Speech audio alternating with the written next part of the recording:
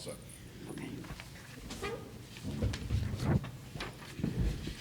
Good evening. This is Mary Ellen McKay, Chair of the City of Nashua Zoning Board of Adjustment, and this is the December 13th, 2022 Zoning Board meeting. This evening's meeting will be conducted in a hybrid format. The meeting is accessible in person in the third floor auditorium of the Nashua City Hall, 229 Main Street, and via Zoom at the link posted in all public meeting agendas. Attendance via telephone is available using the Zoom connection details. Minutes of tonight's meeting, as well as the audio and video recordings, will be available later at nashuanh.gov/agenda center. Select Zoning Board of Adjustment.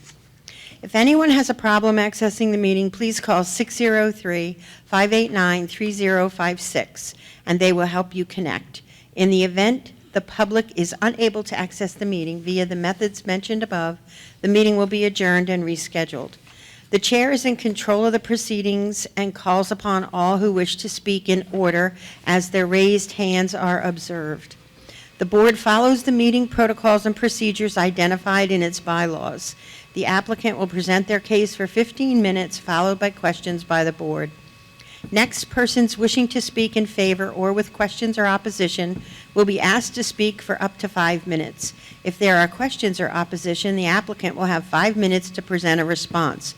Finally, one and only one person with questions or in opposition will be permitted to speak again before the board deliberates and determines an outcome. Kate Poirier, our zoning board coordinator, will notify us when 1 minute is remaining and again when the speaker's time has expired. If you are participating by Zoom and wish to speak when public input is requested, please use the raised hand option, which can be found under Reactions on a computer or the More menu on a phone.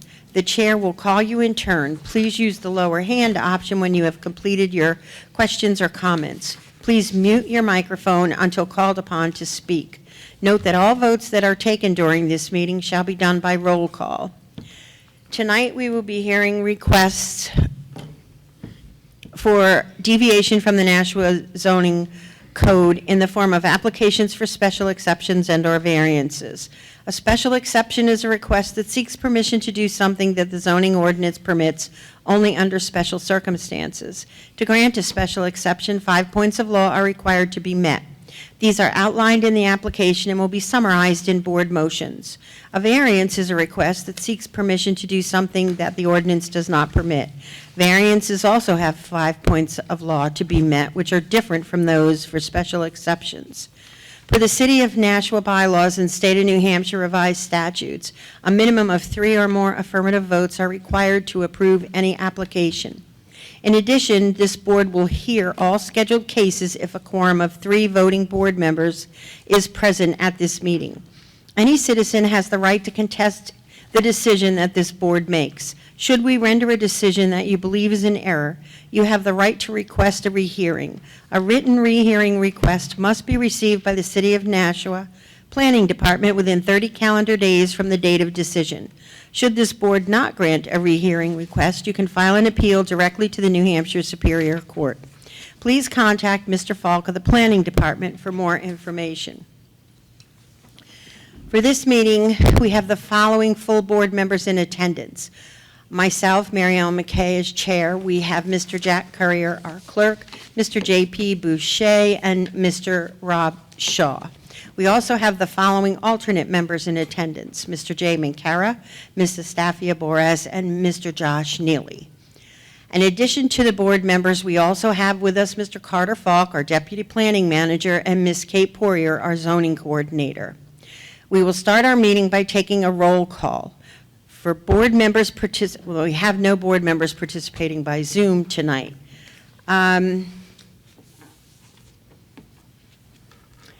Alternates may fully participate in discussions, but will vote only if a full board member recuses himself, or if there are fewer than 5 full board members in attendance.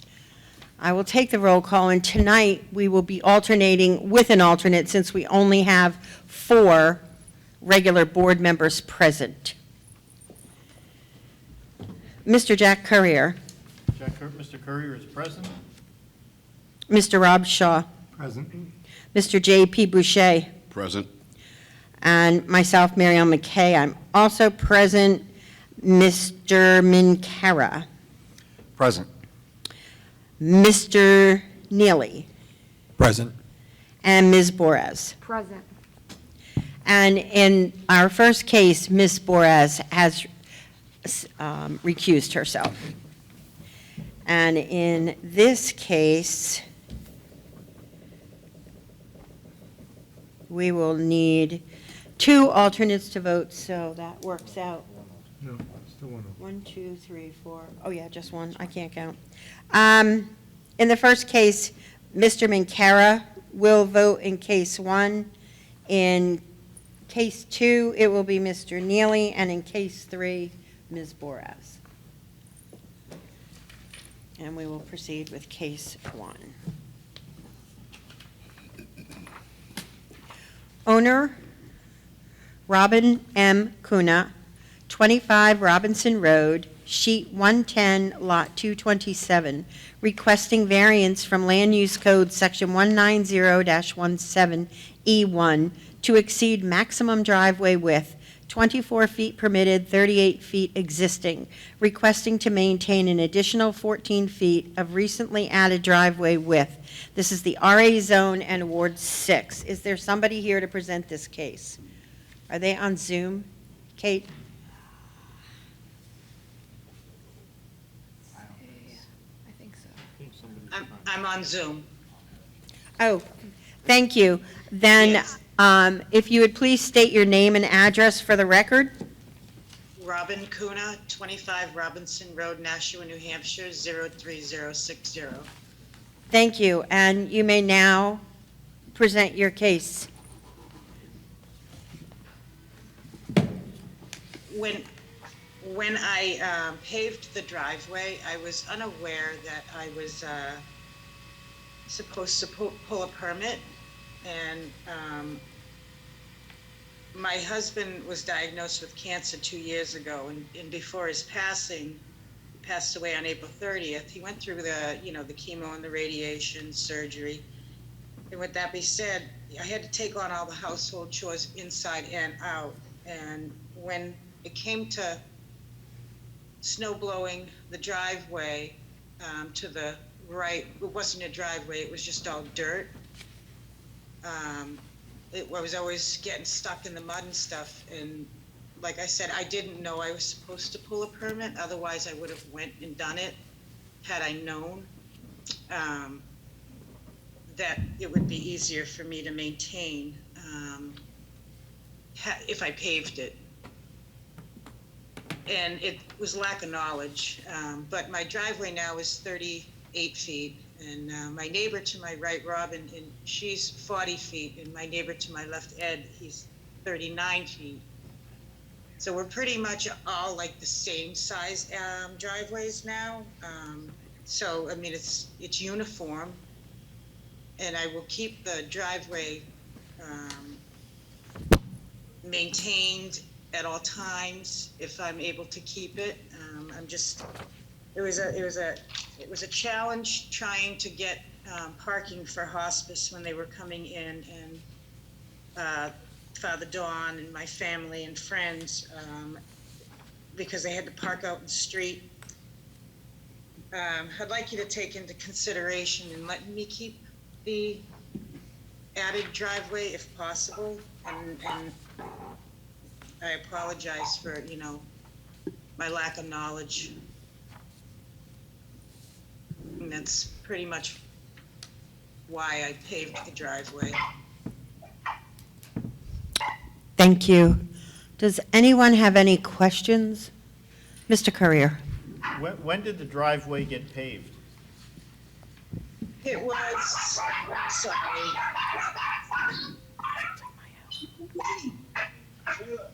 I'm sorry. I did it in October.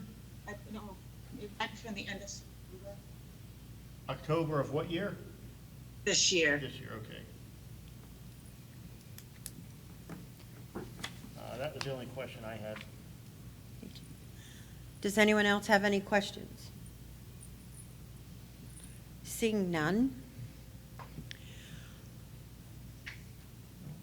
Does anyone present have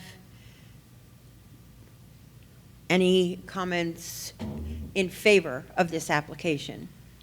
If you would please step forward, state your name and address for the record. Good evening, Robin Goulet, the owner of the property to the right on that diagram, 23 Robinson Road. And yes, I do have a wide driveway, as she cited. My driveway was put in, we expanded the width of that when we built the in-law apartment. I'm not sure if we needed a variance or not because it went along with the in-law apartment. So I don't think that had any effect. But in any event, I'm in favor of it. It's beautiful, and I'm happy for her. It was a struggle getting it plowed with the dirt and gravel and stone. So they did a good job, and I'm in favor of it. Thank you. Thank you. Is there anyone else who wishes to speak in favor of the application? Is there someone on Zoom who wishes to speak in favor of the application? I don't see anything, do you, Kate? Is there anyone here who wishes to speak with questions, comments, concerns, or opposition to this application? And is there anyone on Zoom who wishes to speak with questions, comments, or concerns about this application? Seeing none, I'm going to close the public hearing and open the public meeting. Mr. Courier. Well, I guess, I'm struggling with this application. I certainly feel the applicant's situation. The criteria we judge by is unique properties of the land. And, maybe the unique properties I see are a wider driveway on the left and the right. We have no evidence if that was approved or just done, quietly on its own. We don't know. I don't know. I certainly feel for the applicant in this situation, but I think back in 1993, and when my father was ailing, it was the ambulances, the live-in caretakers, and this and that. His time came, and then 2010 comes along, and my mother's there alone, and the caretakers and the ambulances, and I think, well, I struggle to connect, with the land use. But maybe others can connect those dots for me. But I'm not seeing that, and I hate to be like a Grinch before Christmas, but that's just the way I'm looking at the land use law, and I'm looking to hear other opinions on it. Thank you. Mr. Boucher.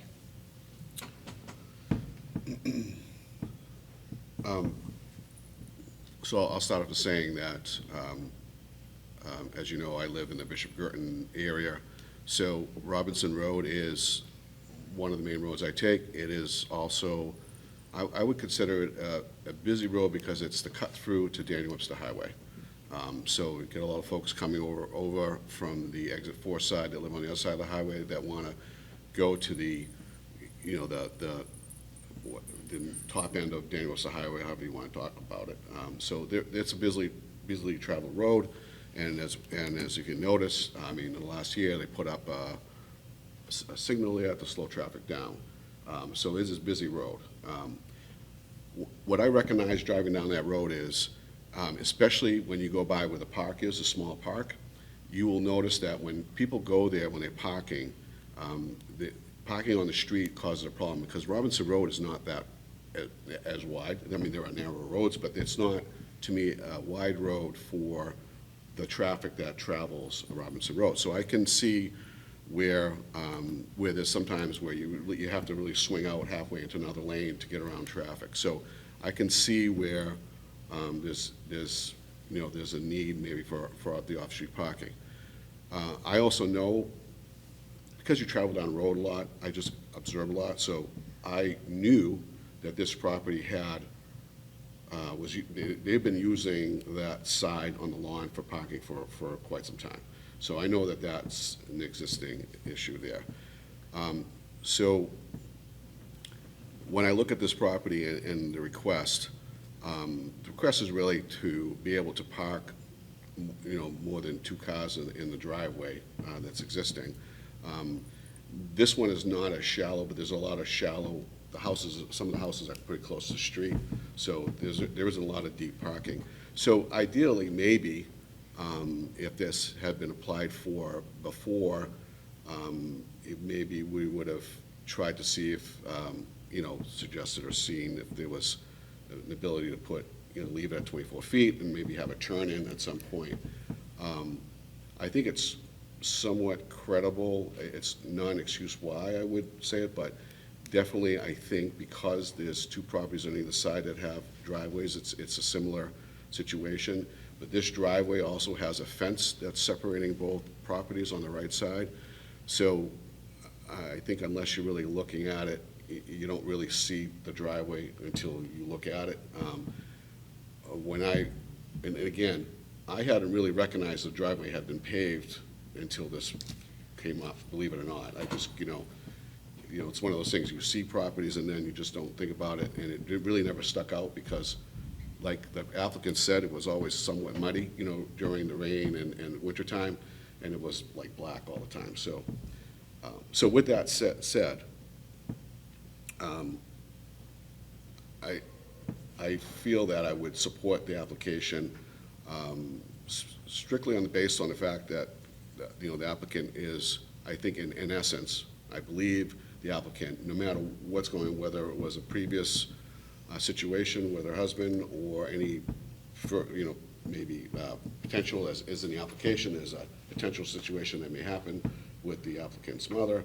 But I think, in short, I'm looking at it as the applicant's looking for more parking, and I think it's not unreasonable, and I don't think at this point that substantial justice will be served to have them remove a high piece of pavement to achieve the 24-foot width. Again, because I would be looking at it as a turn-in, and that I would certainly be in favor of. So, with that, I'm probably leaning towards supporting the application. Thank you. Mr. Shaw? Yeah, I actually have very similar thoughts to Mr. Boucher. Noting Robinson Road is a pretty heavily traveled road. I'm one of those people that live in the southwest part of the city, and whenever I want to go to that northern part of DW Highway, that's the way I go over. So I'm very used to that road for many years, and there isn't a lot of safe parking on the side of the road.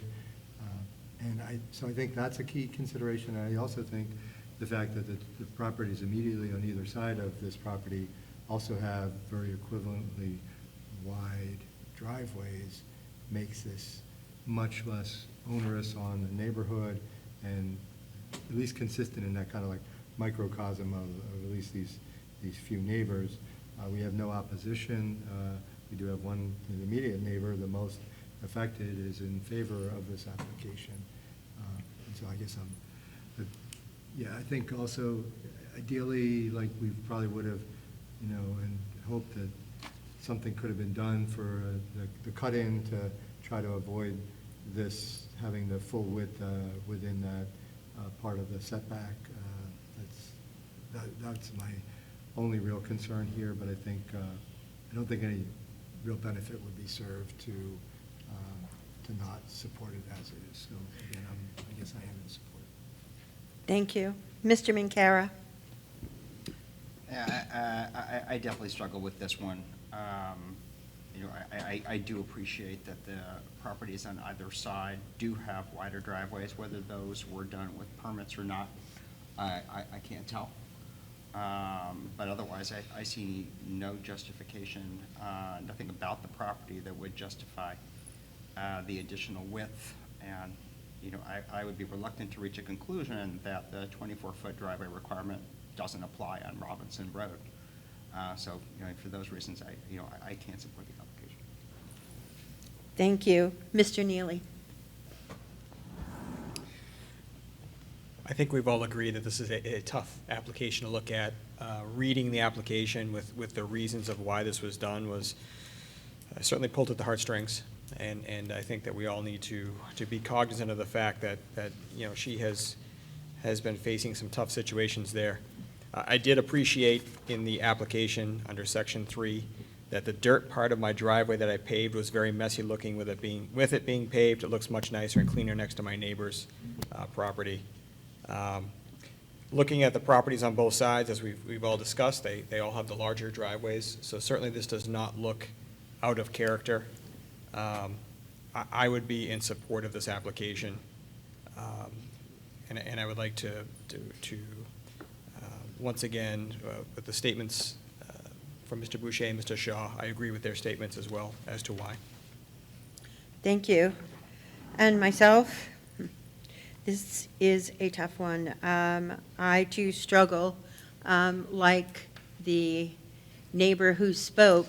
When she spoke, she referenced that she added the driveway, but she did it for the, I guess, in-law. There was another, an apartment, but didn't come to the city and get any permissions. So, I'm sorry, you can't speak.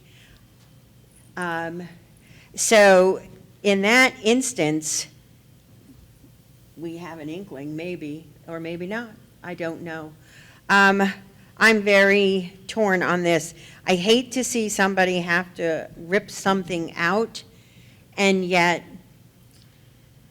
we have rules, regulations, and laws for a reason. And it's 24, now this one is 38. That's a big difference. That's a very big difference. So I'm leaning more not in favor than in favor. Would somebody care to make a motion? Maybe a discussion versus a motion. Sure. Mr. Boucher touched on it, and I had been thinking about this, although I didn't speak to it when I had the microphone, which was, you know, an after-the-fact situation. I look at it as if it's, what if it hadn't been put in? And what I was looking at this fresh, and that gets to the idea of, I'm not sure whether Mr. Boucher or Shaw said about angling back to potentially bring them more into compliance, but still leave a reasonable parking area. I don't want to design a driveway, I shouldn't do that, or we shouldn't do that, but that thought was on my mind, you know, in looking at the property, and still is, and I didn't know if, you know, if any board members thought that might be, because in my mind, if there was something at least considered or brought back to us with that idea, maybe I'd be, you know, more open to it versus the full width going to the street. Just a thought I'd throw out for discussion. Mr. Shaw? This probably actually could be aided by a question for staff. What would be the front yard setback that the driveway would have to? 25 feet. Yeah, okay, and it's only 30 feet back to, I think, to the house, and it looks like it maybe is 30, I don't know, I'm guessing, you know, 38 feet, pushing 40 feet at the most. So just eyeballing this, I don't know that there's any way to do that jog out without being so far back along the existing driveway. I think all that could probably be done is you probably couldn't park anything in the driveway in front of the garage to be able to access additional driveway to the right-hand side of the garage. So I think actually, if they were to come in here before the fact, I think now, thinking about those dimensions and all, I don't think there's a way for them to achieve any extra parking that's really actually reasonable or feasible without having encroachment. And maybe it could have been done in some lesser impact, but then I feel like we're starting to think, I guess what I'm saying is I think there would have needed to have been some still to the technical measurements, even with a jog out, I think it still would have probably ended up being a fairly significant encroachment into that. And then the driveway width would have probably still been, pushing, 30-some feet or more. So I think it wouldn't have been able to get to just a point where this could be done without a variance request, and I'm not sure that what it would take to get there would make it any significant, any real benefit overall to anybody involved, the homeowner or the neighborhood, to require that. So when I look at the actual space where there is to go, I don't know that there really would have been any way to do this other than basically what they did, so. Mr. Courier. Well, I guess I was seeing something different when I went by several times. There was like a trailer beside the house, and I thought, well, if there was like an angled back driveway, I don't know, but it was just kind of eyeball, which isn't an exact thing, but I thought, well, there was an angled back driveway, you had the access for vehicles or storage on the left side of the house or the right side as you look at it from the street, and you could get a third car over, against the fence. And I concur that with the front yard setback, the numbers might not change that much, because like, if it was a pie shape going over, the numbers might almost be the same, I think, but I don't know. But it would, because I too think the situation is the applicant's looking for more parking, and that would give, I think, maybe 2 or 3 more parking spaces. I think, I don't know, but that's what led to the idea of me bringing it up for discussion, so I just wanted to get that out. Mr. Shaw.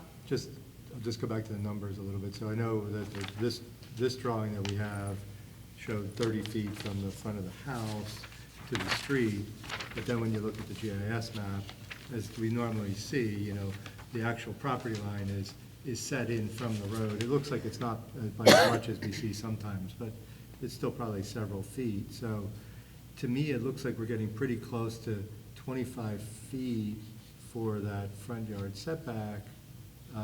The house, it probably is barely meeting, it's probably just meeting, but probably not with much more margin than maybe a couple feet or so. I guess I'm just back to, I think, then when you look at the driveway itself, any jog out would be occurring basically in line with the front of the house, where I don't even know you could do, or you could probably do a square, you'd have to do almost a square thing, but I don't think it'd be practical to use it without some encroachment into the driveway width that would be needed for any sort of an angled cut. So again, kind of goes back to the point, Mr. Carter, you were making. I think the numbers, maybe get it to, you said it might be still pretty close to what's existing, and maybe it would be, or maybe it would be like, a few feet less, maybe it'd be 35 feet or 33 feet, I don't know, or 30 feet. I don't think it would be any less than that, so. I'd also just be reluctant to try to design Oh, a yeah, driveway yeah. at this juncture. I'm just trying to note that if, Right. looking at the kind of what is there, I don't think there's a way to achieve the extra parking without encroaching into the driveway width that's defined with the front yard setback line. Yeah, that point is well taken. I think we all probably concur with, that's a fact. That's, yeah, see, this one's tough. Any further discussion? Would somebody care to make a motion?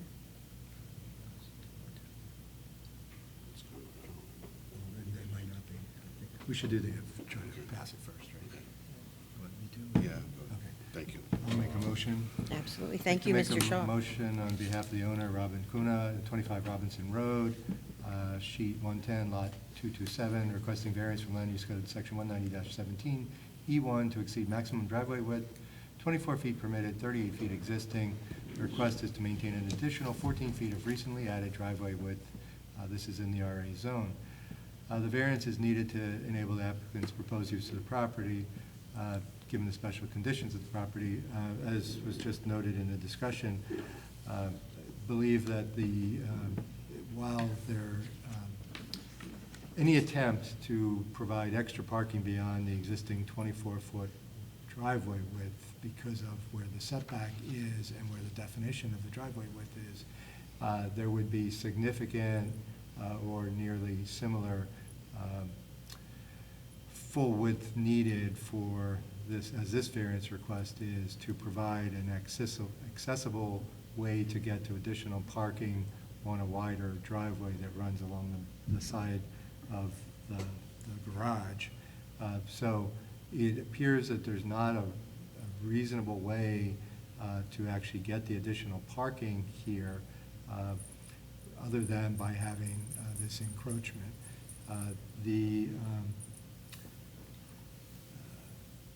Also, I want to note that this is a pretty heavily traveled road. There's very limited safe parking on Robinson Road, and the immediate neighbors to either side have driveway widths of very similar dimensions.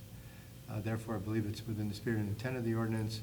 There's no indication of any negative effects on surrounding parcel property values. It would not be contrary to public interest, and substantial justice would be served. And with that, I move to approve this area variance.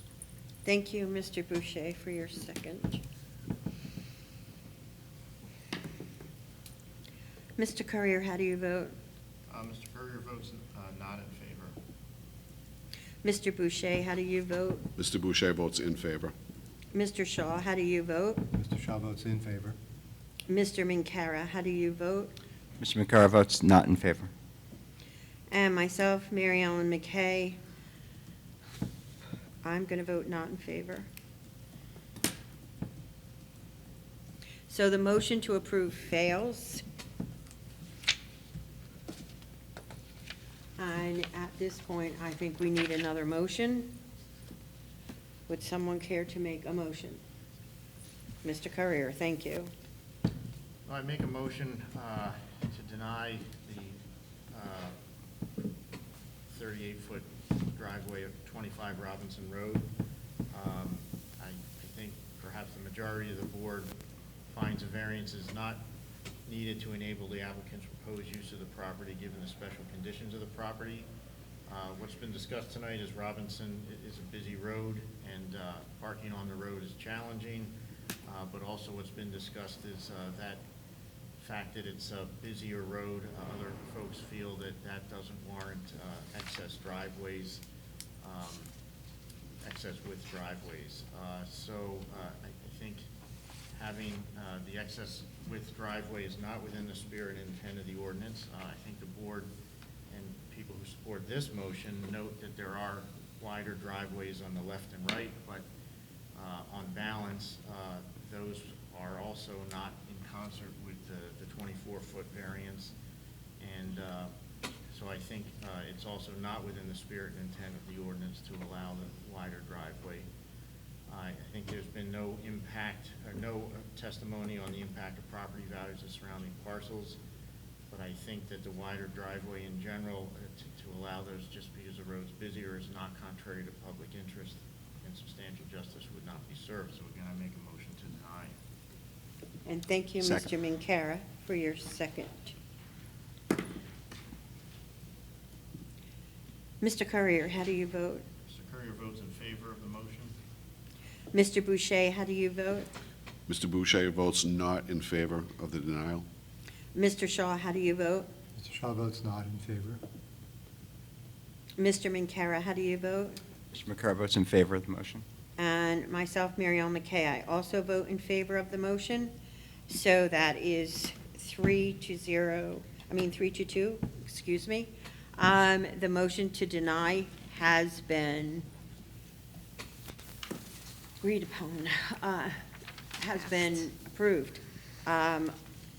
Ms. Kuna, I would suggest that you work with either Mr. Carter Falk in the city or Ms. Kate Poirier in the planning department to please see where you go next with what happens, but the board has denied the request for the variance. Thank you for your presentation this evening.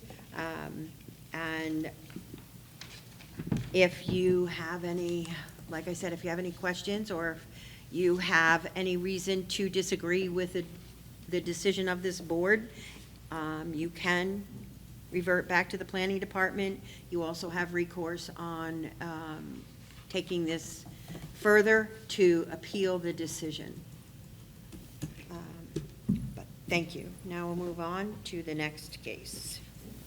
And Ms. Boras, you may return.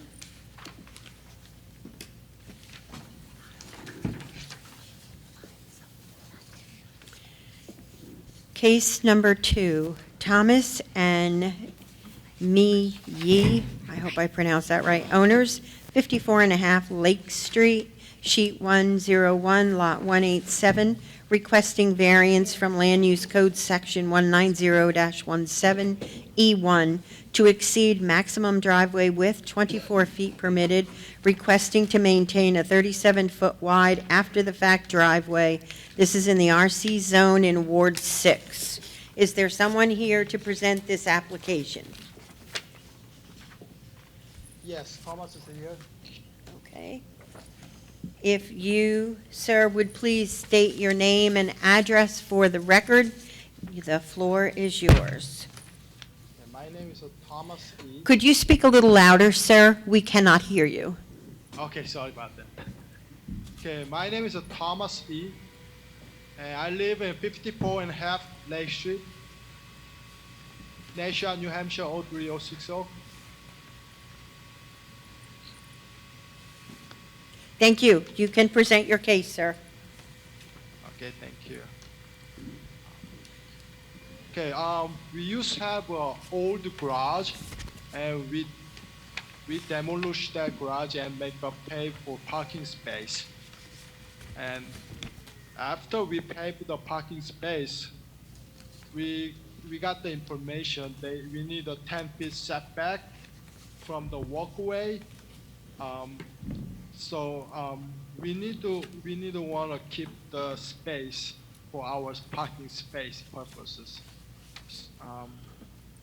That is like a 10 feet by the walkway and 14 feet by space, and we want to keep it in use as a parking space. So we are make around inside by the like a chain fence, like the other side. So it's not like any other like a cause for like any other neighbors and other place.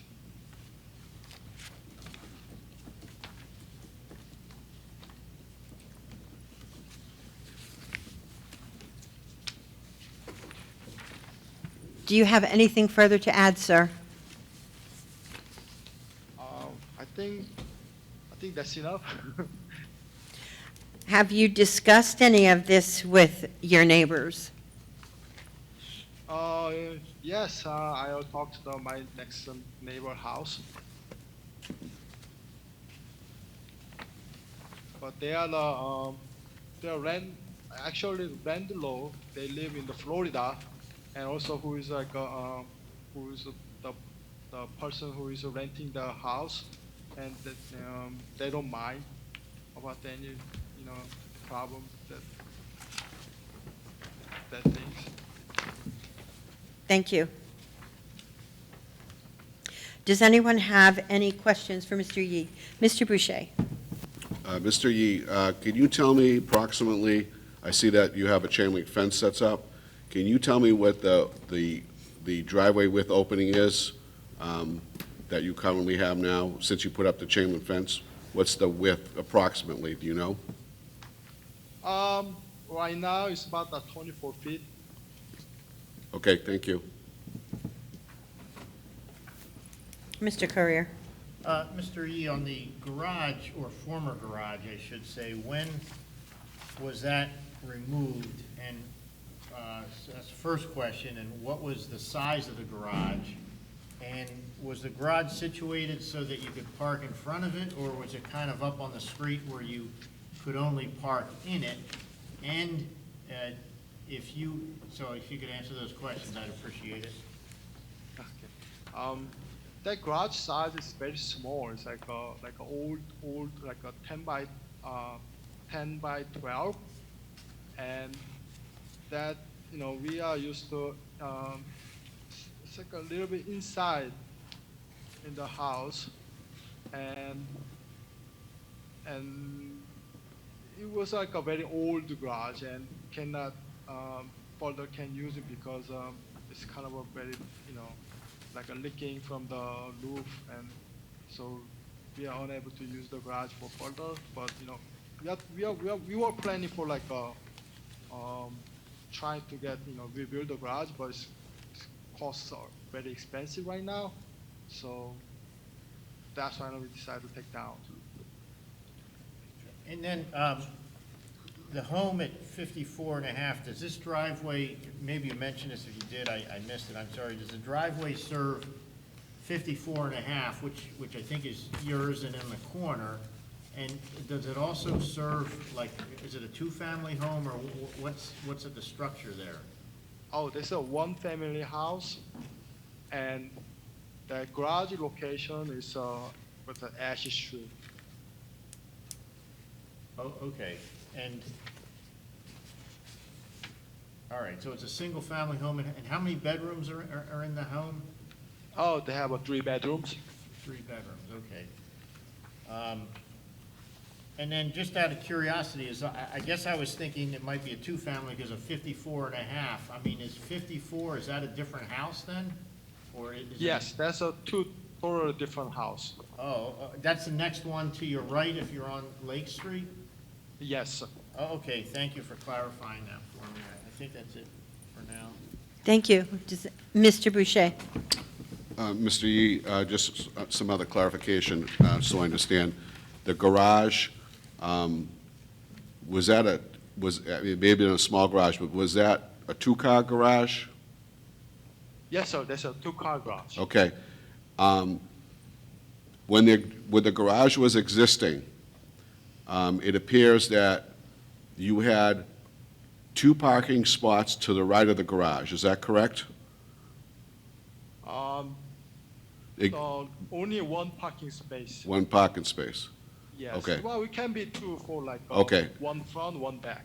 Yes. And when you had the driveway, when the pavement was redone, was the parking spaces or the outside parking to the right of the garage, was that expanded, or did you just pave over the existing spots that were there? It was just a paving existing there. Okay, so the pavement just replaced what was existing? Is that what you're saying? You mean the right spot? On the right, to the right of the garage, Okay. was the paving did you just replace what existed, or did that get enlarged? There was no paving. There was only the dirt, but we are just paving for everything there. Okay. All right, thank you. I saw Mr. Neely. Yes, Mr. Neely. Hey, Mr. Yee, the fence, the chain link fence that you have there now is not set up as a gate, correct? That's a permanent fence? Is that correct? Yes, sir.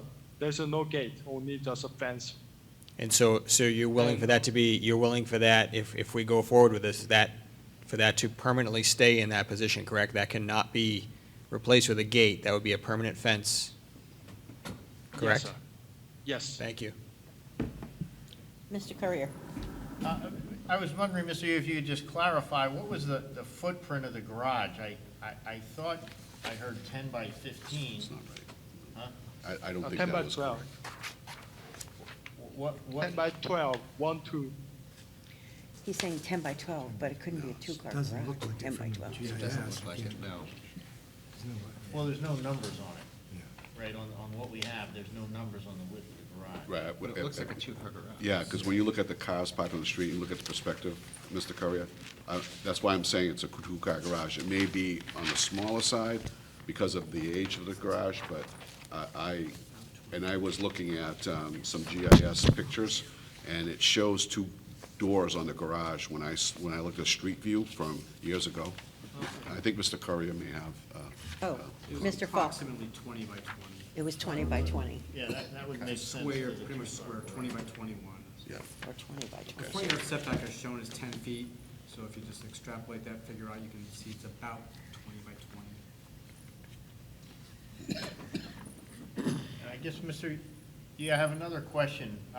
When the garage was removed, was there a concrete floor left behind?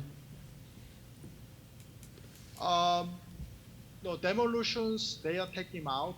It's not that kind of a concrete floor, actually. That was a dirt, just, only concrete was like a side foundation. Okay, so dirt floor. It's not too deep. It's actually, it's only like a, I don't know, like a less than 1 foot. They told me that it's very, it's like a very, like a little bit deep inside on the foundation, just they take them out. So they are remove those, the side of the foundation area concrete. Okay, thank you. Are there any other questions? Mr. Minkara? Yeah, I guess just looking for clarification. So when the garage was still there, were you parking to the right of the garage? Yes. And how was a vehicle getting to the parking space on the right of the garage? Was there a curb cut there? Or were you driving over the curb? No, actually, it's not the curb. The right side of the garage. Yes. They have a, like open space. They have a, the detached garage between this our house. They have some space. Right. So there was like a gate. We are opening. But was there a curb that separated that area from the street?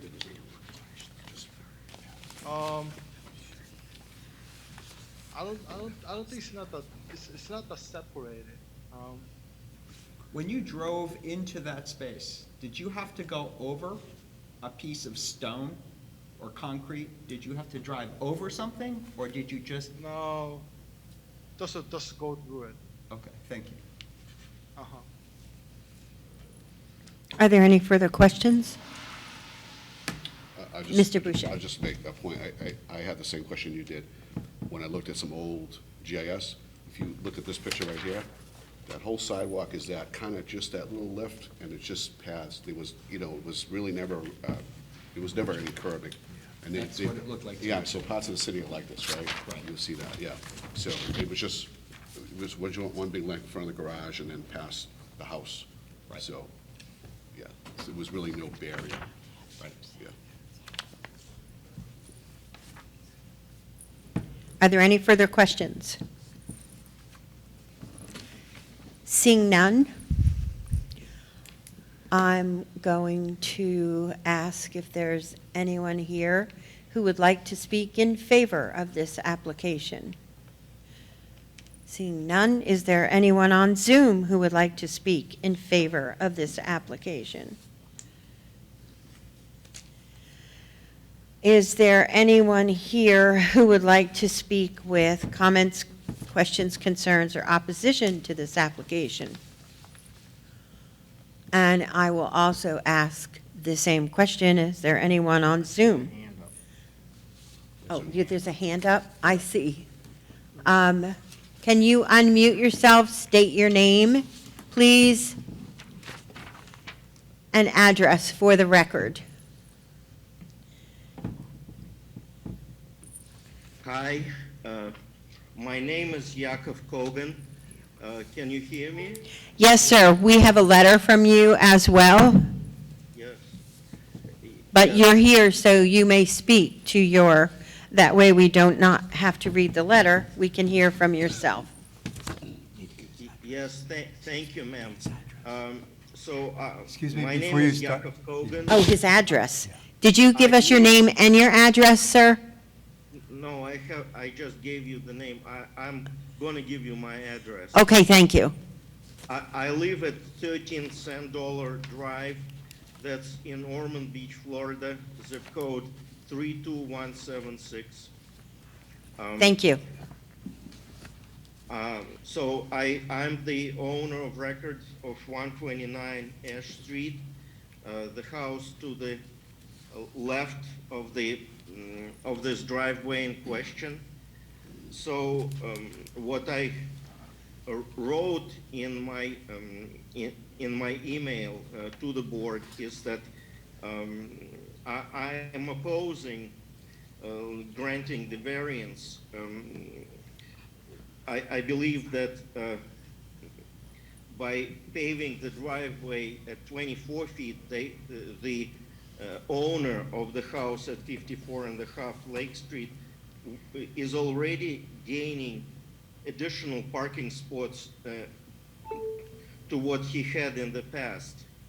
And by extending the paved surface, he essentially, he creates like 8-car driveway there. And if he doesn't violate at least 8-car, and if he doesn't violate the existing zoning law, he will have 6-car. So I feel that like we all know how valuable parking space and land in general in that area of Nashua is. And kind of one concern that I had was that the owner may want to let other people park there, which will create significant traffic compared to what he had. As you established, or more or less trying to establish, they could park maybe 2 cars there. Now they can park 6, and now they can park 8. And if they didn't, if they followed the rules, they could park 6, which is a 4-car improvement from 4. Now, and that would create traffic and nuisance for the tenants at my house. At the same time, in addition to that, I want to say that, like, I live in Florida, so I kind of didn't think about these things, but I just returned from burying my father in Boston, and it was snowing. So I'm thinking by extending the driveway to the left of the garage, they are creating additional impervious surface, and there is no water management to speak of. My house at 29 Ash Street, the foundation is like it's an old house. The foundation is constructed of the granite blocks, and it will leak water into the basement if the surface is like allows. So no study was done, no nothing. So we don't know what's going to happen. And also, I want to say that, like, compared to the, what about the water that would be created from melted snow? Again, it may enter my basement and flood it through the spacing between the blocks, granite blocks. Also, I want to point out that Ash Street is not a busy street, and people park along the curb all the time, and it's a pretty wide street, so that it doesn't create any traffic problem there. So for the emergency vehicles, it's not a problem that needs to be solved, requiring more parking at the house. I wouldn't oppose granting the variance if the owner at 54 and a half Lake wanted to extend it to the right of the, where the garage. Excuse me, Mr. Kogan, you have about 30 seconds left of your time. So, as I said, if he was extending it to the right, I wouldn't be opposing, but since it's getting very close to my property, I am against it. Thank you. That's all I have to say. Yes, sir. Could I ask staff to put the plot plan back up? I'm finding myself a little confused.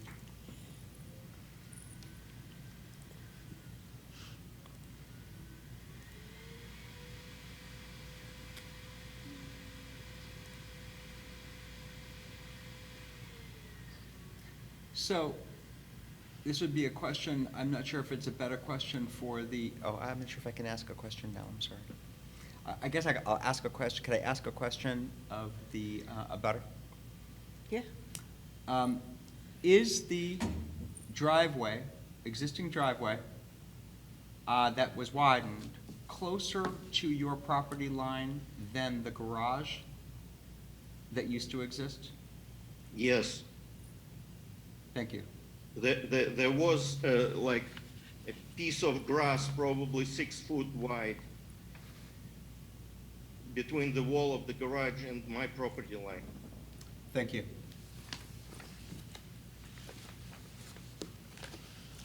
Thank you. Now I'm going to ask, Mr. Yee, you've heard the abutter, and there is nobody here and no one else raising their hands on Zoom. So do you have any response back to Mr. Kogan? Yes. I'm not sure why he worried about that. It's close, because between his house and our property, there was a one truck parking in that space. That I think that one of our person, engineer department told me that there's illegally parking there because of that space used to be empty. So, I mean, they have plenty of space between his house and our property. So I don't know why he's worried about it, but I don't know. that was they have a plenty of space between us. Thank you. Sure. Mr. Courier. Mr. Yee, which way does the water drain when it's raining on your driveway and in front of your driveway? That drain comes to our house, the Ash Street toward to the Lake Street, because of that the water drain in the corner of the Lake Street and Ash Street. Okay, thank you. Mr. Shaw.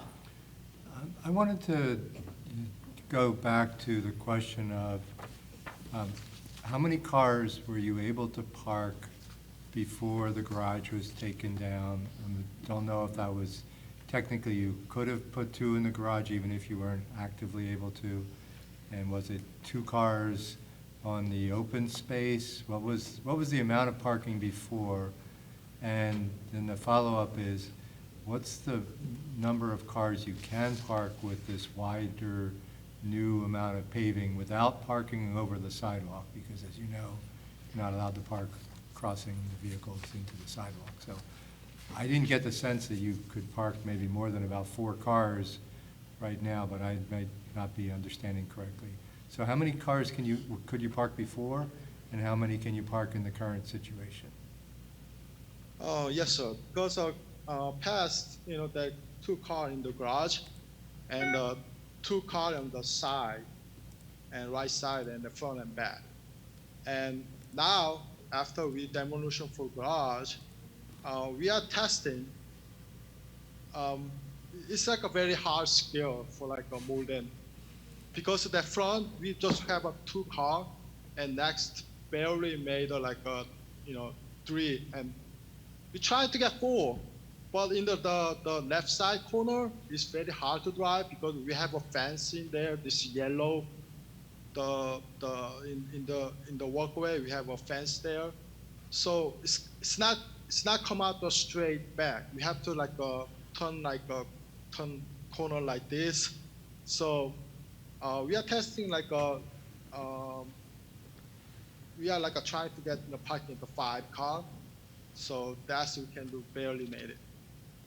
So it sounds like 4, practically 5, maybe with a lot of effort, but not 6 or 7 or 8 cars.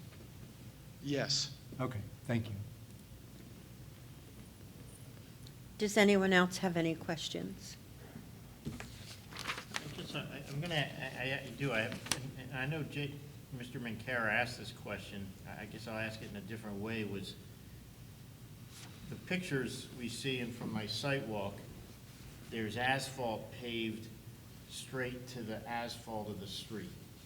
So there's no concrete driveway. It's an asphalt driveway leading up to where your cars are currently parked. And you can see the apron that went to the former garage, or at least I think I do on the left. So between the existing apron and what was there before the asphalt went in was, Ms. Poirier is running the mouse over exactly what I'm talking about. Now, on the very left of that picture, where the mouse is now, you start to see the apron where you would drive in your former garage. Then you see a curb that's maybe 4 feet long, and then there's your new asphalt. So right where her mouse is scrolling left and right, was there a curb there prior to your work?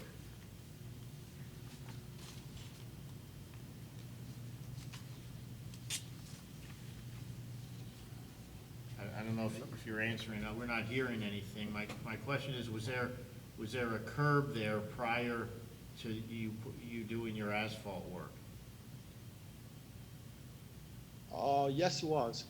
That garage is not the end of that side. Can you see the picture again? Because the garage, you know that when you the walkway coming slope down there, until there was the end of my garage. But between this current his line for this walkway, that was the like open space. There's nothing there. It used to be like a lot of dirt around, and it's like it's so dirty. We found so many people walking past by, and a lot of trash, and a lot of I don't know. It's like a lot of bad thing around this area. It's like an open, nobody using it. It's just because we didn't see the a garage, because of the garage blocked the way. So the left side of our garage is it's kind of I don't know. So we didn't take care. We're We're losing your losing you. audio. You have to speak louder. It was like a open, nothing you can use about it. It's like a dirt, you see the little bit for left side. It's like the same thing. Okay. Ms. Pori, could you go to the picture below that, right there? So on the left of that picture, I see a concrete apron right where Ms. Poirier's mouse is. If she goes down a little, if you go to the left there, Ms. Poirier, right there, there's a concrete apron. Keep going in that direction. So that to me looks like a driveway apron. There's no curb there. It looks like you drive up on that. And you see where her mouse is. So my question, Mr. Yee, is that for your former garage, or is that your neighbor's driveway? It was there, but I'm not. I think it's not for our garage. Is that your property or your neighbor's property? There was there was a line there, so we believe that's our property. Okay. That's why we're figuring out. I'm seeing a butter would like to speak, and I'm wondering if we could waive the rules to try to get my question answered. I'll get a rebuttal. I don't have a problem with it. I think, I just don't have a problem with it. We need to get answers. So, can I make a motion to? He had a minute to respond Oh, yeah, anyway. he's got a minute. Yeah, he's got a I'm minute sorry, you're absolutely right, yeah. to come back and respond, so he can respond to that. Yeah. And that would give We're you still in your the public- answer, but right, we're meeting. still, then it could Hearing. drive more questions again for the applicant. So, Actually, let me ask Mr. Yee one more thing here, if I can. Mr. Yee, Yes. the picture that's being shared right now, where the asphalt changes to grass on that lower left area, Uh-huh. where is your property line in relation to the grass and the asphalt? Is it, I guess that's what I'm trying to figure out, because is the asphalt coming up just to the property line, and then the grass we're seeing is your neighbor's? Because first of all, we're figuring out when you first buy this house, they have a fence was there. It's not a kind of like a perfect fence. It's kind of a wood stick on it. So that was like a fence on this line. And also, when you rehire for the KCD fence, he come over here and measure by the line, by this the drawing. Then okay, this is like a distance is right there. So that's why now he's figuring out.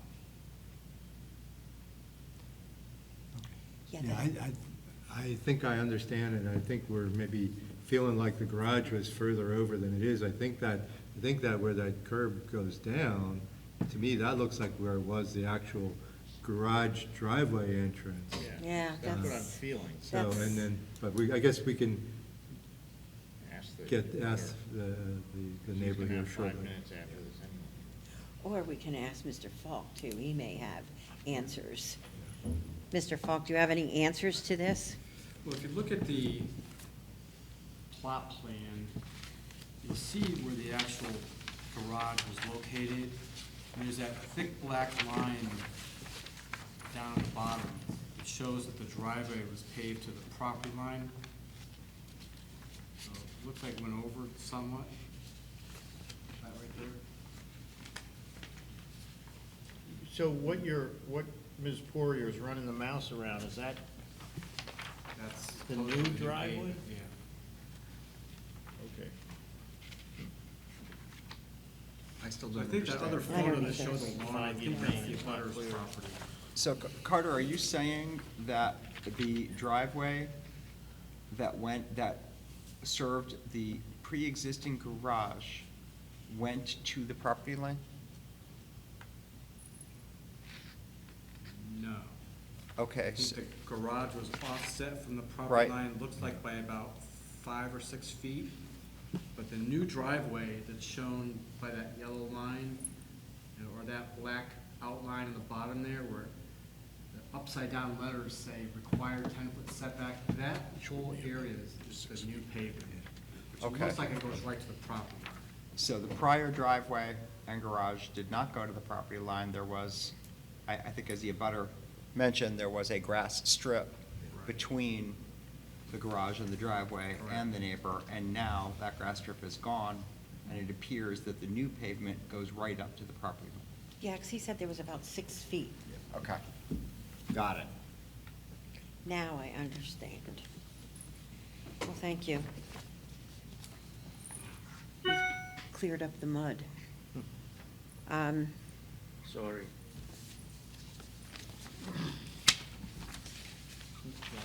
Yeah. Mr. Kogan, you have Yes.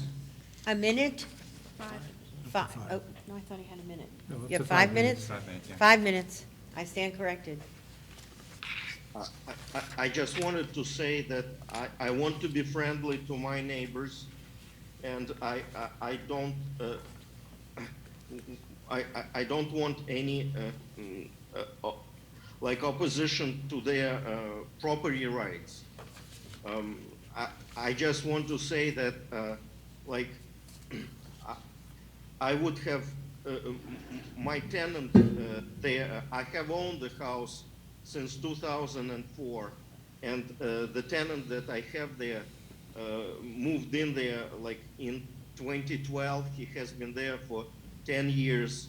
So when I left to Florida for personal reasons, I promised him that I wouldn't sell the house as long as he wanted to rent from me.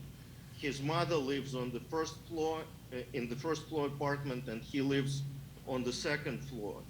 I could have easily sold the house, and I own many properties in Florida. It's just, and bought a property in Florida. It would have been much easier for me to manage remotely. I'm just doing him a favor, and he is also at one point he wanted to buy the house from me, so that's why I understand that I'm out of town landlord trying to interfere with the with the property owner who lives in the property. But I also feel that I do have my rights, and I think where they put this additional paved space will affect my property, and in a negative way. So that's why I'm opposing the particular way how they expanded their driveway. If they want to expand it to the left side from where the garage used to be, I wouldn't mind. And yeah, because the number, I believe that they parked one car in the garage.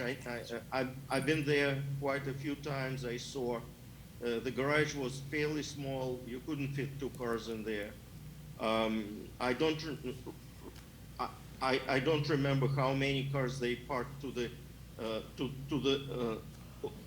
right of the garage, but they definitely gained parking space. They gained parking space even with a 20-foot wide driveway. It's a single-family house with 3 bedrooms. I have a question. Thank you. Mr. Kogan, Mr. Courier has a question. Yes. Ms. Poirier, if you could put that photograph back on that shows the concrete, not that one, but the other one, that one. So my question, Mr. Kogan, if you're seeing the same screen we are, in the left of the screen, there's what I would call a concrete apron where Ms. Poirier's mouse is. And is that concrete apron and the grass that's beyond that apron, is that your property or Mr. Yee's property? I would say the grass is definitely my property. The paved space, I'm not sure 100%. I just know that beyond the grass that you see, there was about 6 foot of grass between that and the garage. Now, there is an old right-of-way to the left of the garage and to the right of my house that tenants, I think they didn't, I didn't allow them to park a truck there, but they still do, I guess, but it's still not an impervious surface. And in winter, they take care to make sure that it doesn't flood the basement if they remove the snow, I guess, because I never had complaints about it. The guy who lives on the second floor apartment, he essentially manages the house, and he's responsible to me for that. Okay, thank you. Yeah. Thank you. Are there Thank any you. further questions? Seeing no further questions, I'm going to close the public hearing and open the public meeting. Mr. Boucher.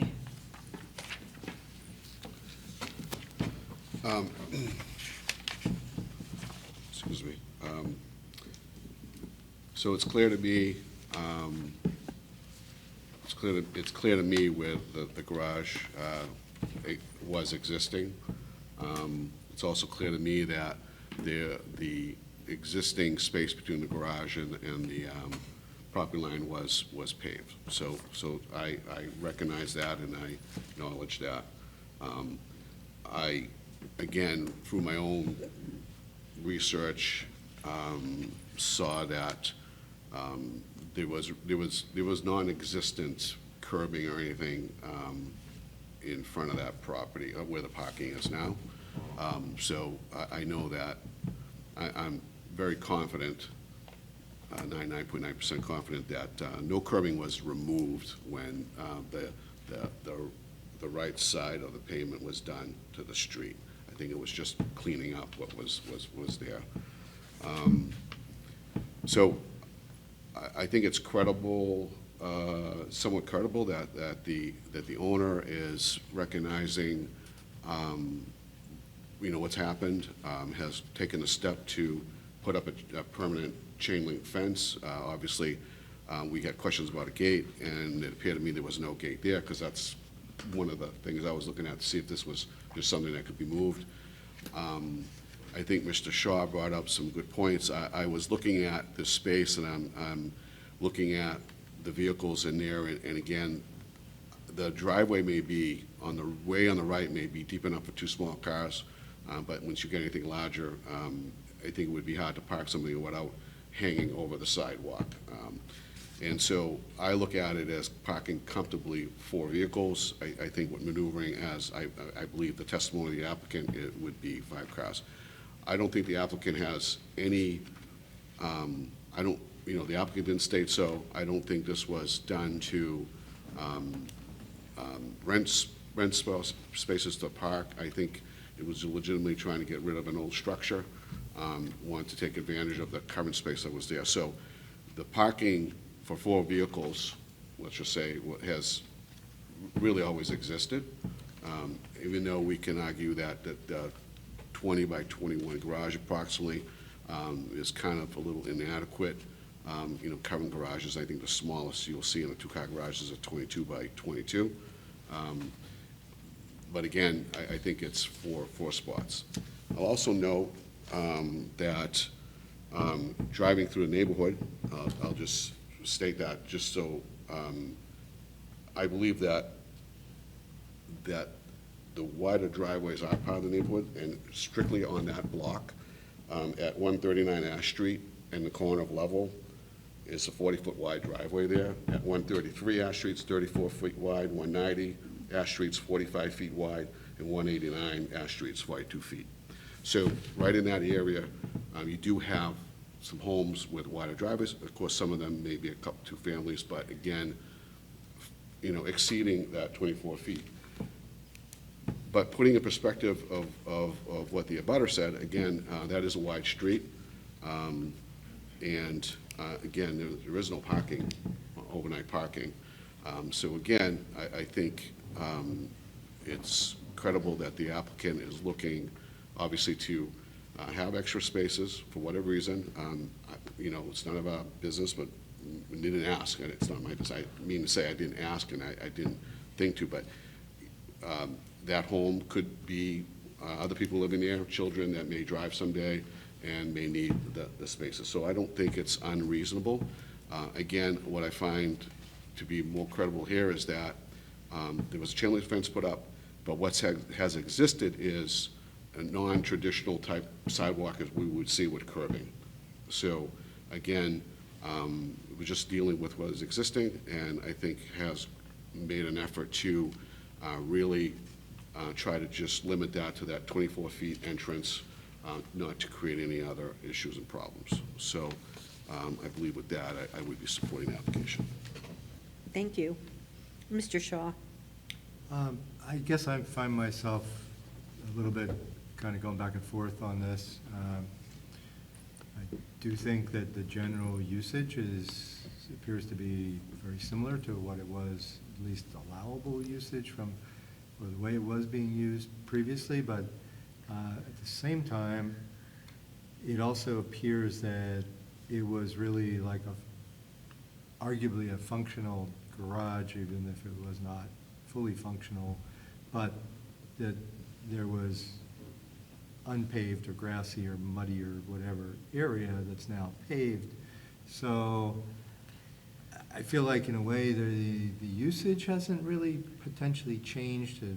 There's some argument about the fifth vehicle. It seems like I kind of had questions, and I could see how doing a fifth vehicle might be very tight, but I guess, even if you say 5 vehicles versus 4, that's, I guess in a way, not significant when I see that fifth one being kind of only under special circumstances. But I guess I'm trying to kind of resolve how much the usage has changed by, informal to formal. I'm not really very happy, if you will, about the fact that the pavement goes up to the property line of the abutter who's most concerned about that. I think it's unfortunate that that was done as well in this. But I guess I just kind of want to hear the rest of the board's opinion. Thank you. Mr. Courier? Well, I guess one of the things the board struggles with, is I feel struggling, and certainly I'm struggling with, is the lack of information on this application. I mean, the actual widths and depths of what's there now, the build-out plan, there's nothing here, right? There's not a single dimension. And we're struggling to find out what that is. It's not our job to struggle to find out what it is. It's the applicant's job to provide a convincing argument that it meets the criteria. And that hasn't happened. I guess one of the points that lands well with me is, folks have a right for a 24-foot driveway, and they can do that right up to the property line. If this were not an after-the-fact application, if nothing was done and Mr. Yee was asking for 38 feet, and the abutter was saying, I don't want this up to my property line, that's good rationale for that.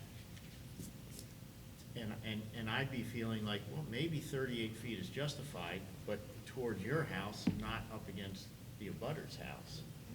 And so when I look at these applications as if they're not after the fact, that's where I'd be sitting. I'd be saying, well, maybe there's rationale there for 38 feet, but not up against the abutter's house. If you want that extra parking, take it, so it's not going to bother the abutter. So I guess that's where I'm landing on this. I also, this reminds me of the application we saw where we didn't know what the accessory use was, and there were differing opinions between the abutter and the applicant, and we asked for a plot plan, and they provided it, and it gave Ms. Poirier the exact number she needed to calculate everything, and I think the board made a good decision on that. And so I also wonder if that is something we might want to consider here. Instead of giving us no numbers and hoping we come up with a good decision, give us what's the build-out plan is so we know these answers. But it's just a thought on that. But again, I guess in summary right now, I'm struggling with the combination of the 38-foot width and all the way up to the abutters, up to the property line versus, say, 6 feet back from the property line. But anyway, that's where I'm at. Mr. Neely?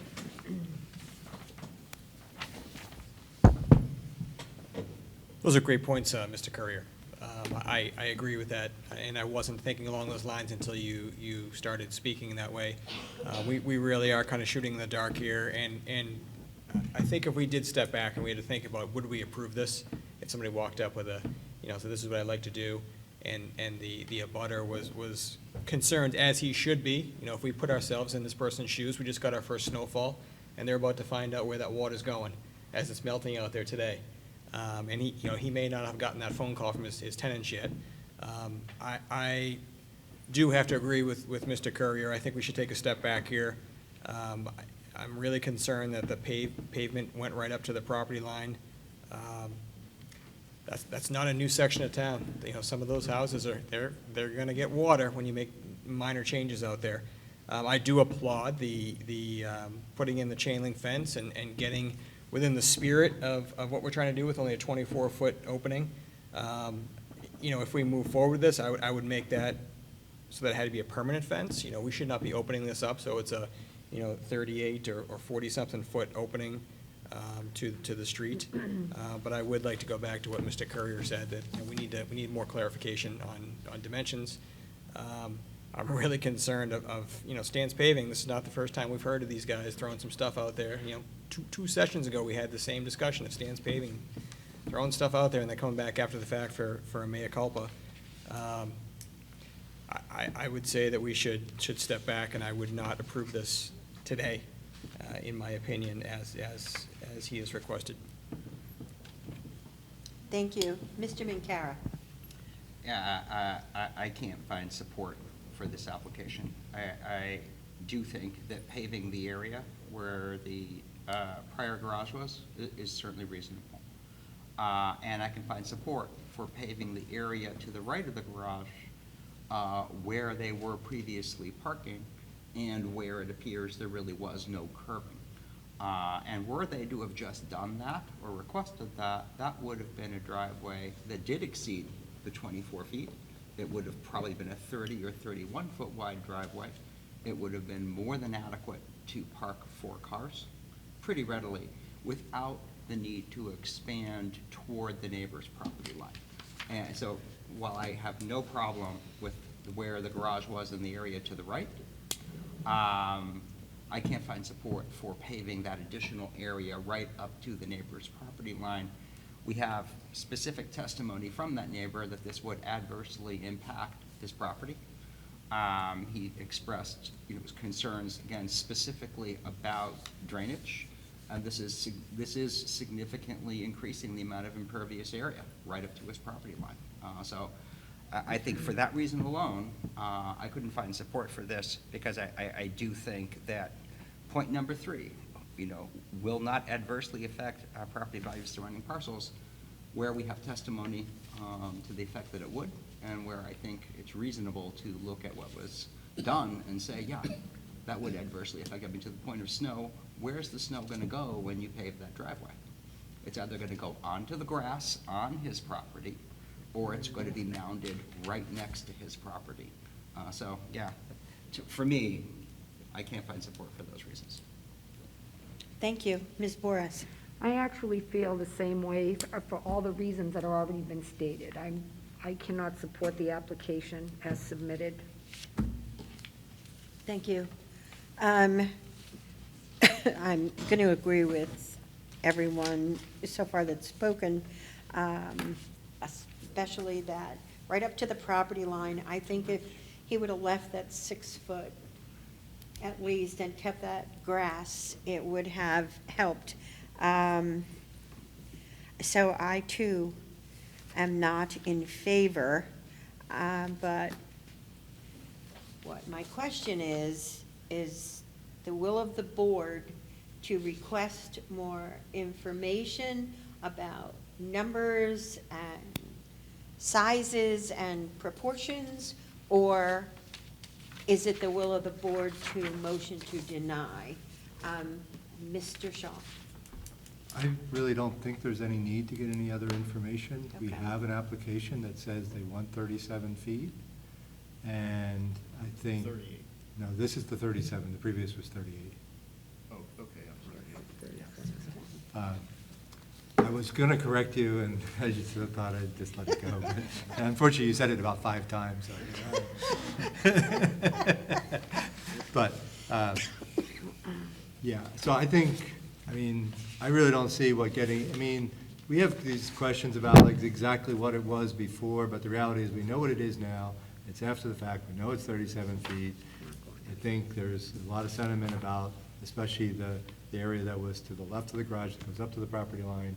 So I guess I really don't see a need to get any other information.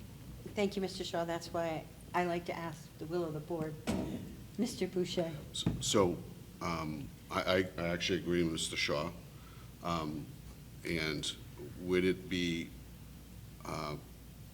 something that we would entertain to, if we had support? Sounds like there may be support if there was the strip that would be left there. And would there be support if we would approve this application with a lesser incursion? Mr. Courier? Yes, I mean, based on how the discussion has traveled here, I'm concurring that more information would not be all that valuable. For me, I mean, just to kind of maybe try to tie this together, for me, if there was, say, a motion to approve 31 feet wide instead of 37 feet, and that 31 foot or the 6 foot difference would be that 6 foot area to the left, say that would be removed and vegetated. In that way, kind of like we're kind of meeting in the middle, Mr. Yee would have an overage of 24 feet, he'd have it up to 31, but there'd be the 6 foot would be returned to a 6 foot. I mean, I'm feeling like if this were a new application, that is where I'd be landing on. And so I throw that out, say 31 feet instead of 37, and that the 6 foot delta is basically the left 6 feet is removed and revegetated, so there's space for snow and the vehicles aren't right up against the property line. If that is something that board is good with, I'd make a motion. If that was. Yeah, I mean, I know we try not to, modify, but at the same time, I think if we deny this, yes, the applicant can come back with that kind of proposal and go through the whole process, the extra fees and all. And I really don't feel like that benefits anybody. I think the will of the board is going to be to deny this at 37 feet. So I think by doing what you just said, we provide an opportunity for the applicant to have something that's an overage without having to go back through the whole process. So to me, it seems like a pretty reasonable way of handling this. And I guess I'd be in support of that. Yeah, I would support Mr. that as well. Boucher? And I just wanted just to get Mr. Fox number. So are we pretty confident it was 6 feet to the left of the garage? It looks like it's about 6 feet. I mean, Okay. I don't have a So that's fine, note but here, but you're pretty confident. from what I can tell in this drawing, it looks Yeah. like it's about 6 feet. Okay, all right. And that's what Mr. Kogan said, and since he's the man that owned the abutter, he has that property. I think that, Okay, thank you. yeah, I think what this is a great mediation, actually. We are responding to both the abutter and the applicant, giving the applicant more than the allowed, so he has excess space, but giving the abutter the 6 foot that he needs for drainage and for protection for his property. So, to that, would somebody care to make a motion to amend, as it were, the application? I'll make a motion. Who? Mr. Boucher, okay. I saw 3 of you at once. I don't want you to vote for me. No, that's fine. I'd like to make a motion to approve the area variance for Thomas and Mi Yi, owners of 54 and a half Lake Street, sheet 101, lot 187, requesting a variance from Land Use Code Section 190-17, Section E, subsection 1, to exceed maximum driveway width, 24 feet permitted, requesting to maintain. We are going to change the 37-foot wide driveway to 31 feet, so that the approval will be for 31-foot wide after-the-fact driveway. It's in the RC zone, Ward 6. We find that the variance is needed to enable the applicant's proposed use of the property, given the special conditions of the property. Again, as we discussed, it was a pre-existing garage that had its entrance right from the street, very close to the sidewalk. That was removed. So there was pre-existing parking or pre-existing available parking in that garage area. We find that the benefits sought by the applicant cannot be achieved by some other method reasonably feasible for the applicant to pursue other than the variance. We find that it is within the spirit and intent of the ordinance. We find that it will not adversely affect property values of surrounding parcels. We find that it's not contrary to public interest. We find that substantial justice will be served. A special condition of this approval for the variance will be that the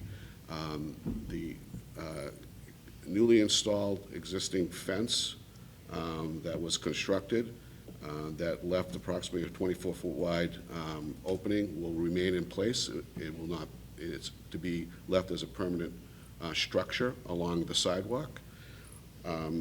Also, the 6 feet that abuts number 129 Ash Street, there'll be, we are stipulating that there's 6 feet of 6 feet will be returned to some type of vegetative state along the property line to 129 Ash Street.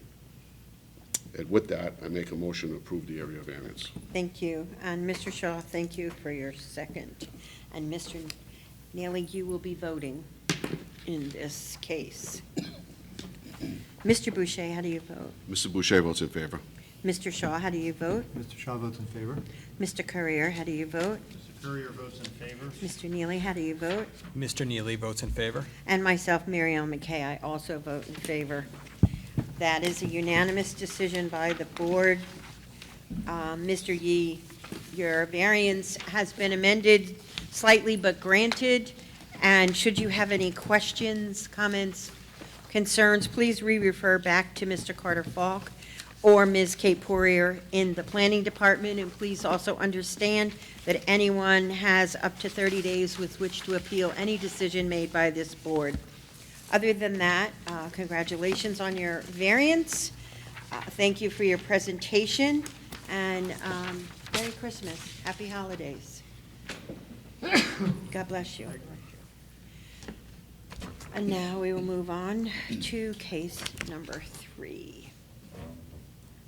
Randolph A. and Kelly A. Biggs, owners, 586 West Hollis Street, Sheet E, Lot 235, requesting variance from Land Use Code Section 190-264 for accessory use area, 40% allowed, 66% proposed, to construct a detached 30 by 48 garage. This is in the R9 zone in Ward 5, and Ms. Borash, you will be voting in this case. Is there someone here to present the application? Please come forward, speak into the mic. If you need to lift it or take it out, it's easier, and state your address and your name for the record, please. Hello, my name is Randolph Biggs. This is my wife Kelly. We live at 586 West Hollis Street in Nashua. Thank you, and the floor is yours, sir. What's that? Oh. We're asking for the variance so that I can put up a garage to store my antique cars. Right now, they're at another building in Tingsboro. I want to bring them to my house. And I had the property professionally surveyed, and everything that I want to do is within the setbacks. The only difference is the garage is larger than what is allowed. I do have 4 cars that I need to store and maintain, and she wants to park inside during the winter. So, I mean, that's pretty much what I'm trying to do. It's fair. It's fairly simple. When we were looking for houses, I kind of figured we'd end up with one that had a garage bigger than my house. But he's not getting that. Oh, boy, can I relate to this. You married to a car guy? Okay. Does anyone have any questions of the applicants? Mr. Courier? Was there any thought of having the garage back further or behind the house, or just, what would be just the impact The house of is that set idea? really back on the property, and in order to put it behind the house, I would have to come around the house with the driveway. There's not a ton of room on either side of the house to do that, and the way the house is set up, you really can't, like, attach a garage to it. So in looking at everything, this seemed to be the best spot to put the garage. Also, if we went to the back, we would have had to take out a lot of trees, which would have actually impacted the neighbors behind us and next to us a lot more than where we're putting it now. There shouldn't be any trees that come down, maybe some branches. Yeah, there'd be some branches that'll have to come off of one tree, but that's it. All right, thank you. Thank you. Mr. Neely? Would there be any consideration to take that shed you have in the front and move it away, since you'd be adding such a large building to the front of your property? We've gone back and forth on that. When we first bought the house, we could not understand why anybody would ever have put a shed there. It's crazy. It's grown on us now, because it's very convenient for our trash cans and things like that to have that there. So we have gone back and forth on that issue. I'm just not sure how much would be involved in actually moving a shed that is in excellent shape where it is. Thank you. Any further questions? Seeing none, there's no one here present who would like to speak in favor of this case. Do you see anybody on Zoom? There's nobody on Zoom to speak in favor. Y'all may sit if you want, or you can stand. It's your choice. There's no one here to speak with opposition. Is there anyone on Zoom at all? No. So there's no one to speak with opposition. I'm going to close the public hearing and open the public meeting. Mr. Shaw? Yeah, okay. I find support for this. I mean, I look at this as a very large lot.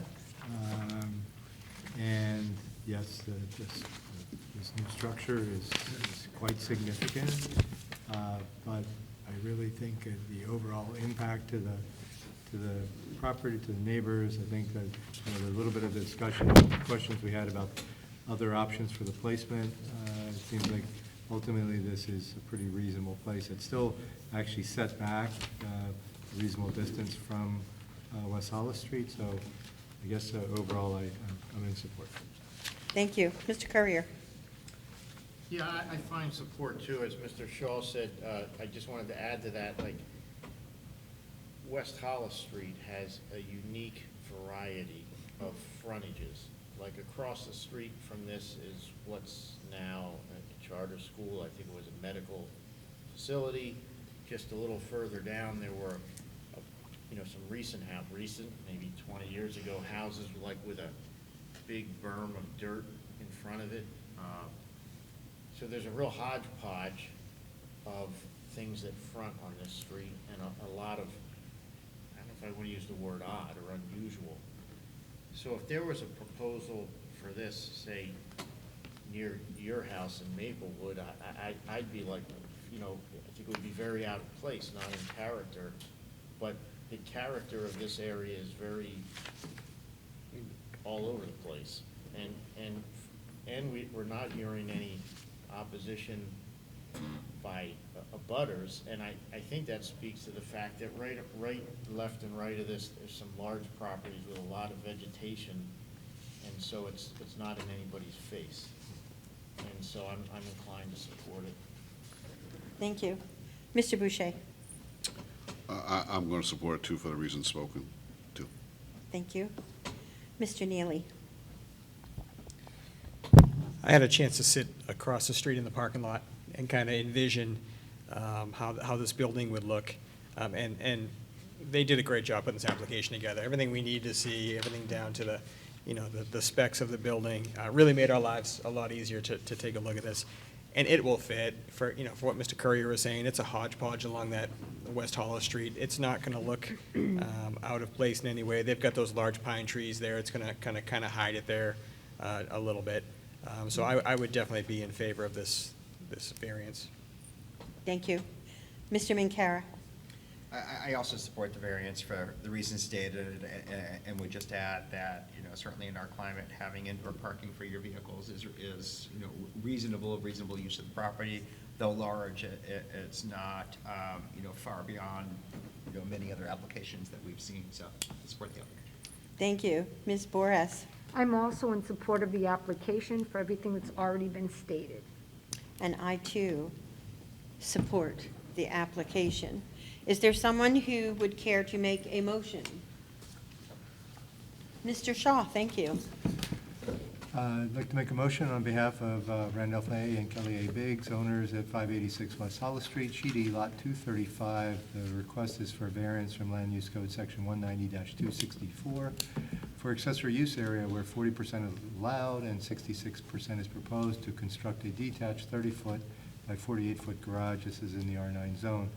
The variance is needed to enable the applicant's proposed use of the property, given the special conditions of the property. Primarily, this is to park antique vehicles in.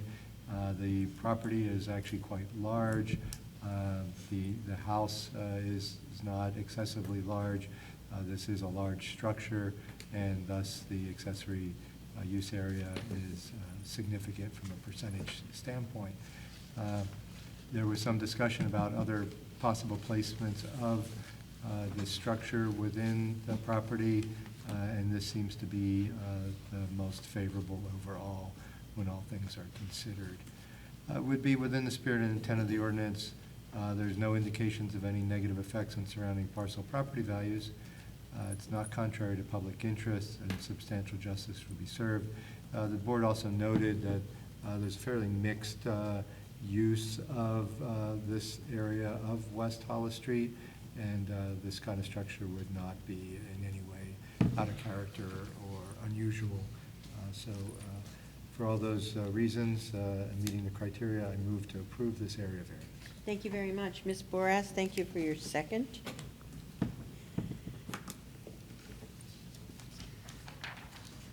Mr. Shaw, how do you vote? Mr. Shaw votes in favor. Mr. Courier, how do you vote? Mr. Courier votes in favor. Mr. Boucher, how do you vote? Mr. Boucher votes in favor. Ms. Boras, how do you vote? Ms. Boras votes in favor. And myself, Mary Ellen McKay, I also vote in favor. That's a unanimous decision. Congratulations. Your variance has been granted. Should you have any questions, comments, concerns, please refer back to either Mr. Carter Falk or Ms. Kate Poirier in the Planning Department. Also understand that anyone has an opportunity to appeal any decision made by the board. They have 30 days with which to do so. Other than that, congratulations, happy holidays, Merry Christmas, and you are living my husband's dream. Thank you. Okay, we'll move on to the business. We don't have any rehearing. We have no agenda because we have just a few extra weeks between meetings. But we do have minutes. Has everyone had the opportunity to look through the minutes? Are there any, yes, Mr. Shaw? Yeah, I think the only correction is that it was not Wednesday, November 22nd for the meeting. The copy and paste from the previous.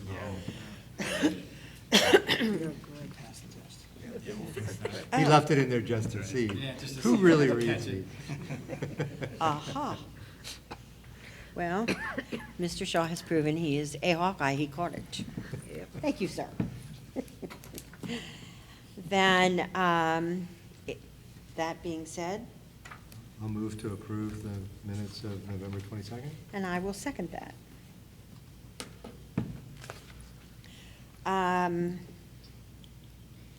We're back to, Mr. Minkara. yes, Mr. Minkara will vote on the minutes. Mr. Courier, how do you vote? Mr. Courier votes in favor. Mr. Boucher, how do you vote? Mr. Boucher votes in favor. Mr. Shaw, how do you vote? Mr. Shaw votes in favor. Mr. Minkara, how do you vote? Mr. McCara votes in favor. And myself, Mary Ellen McKay, I also vote in favor.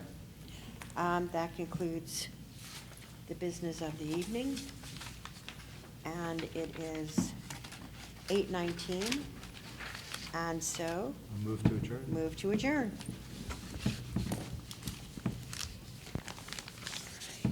Well, Thank you, everyone. Dylan.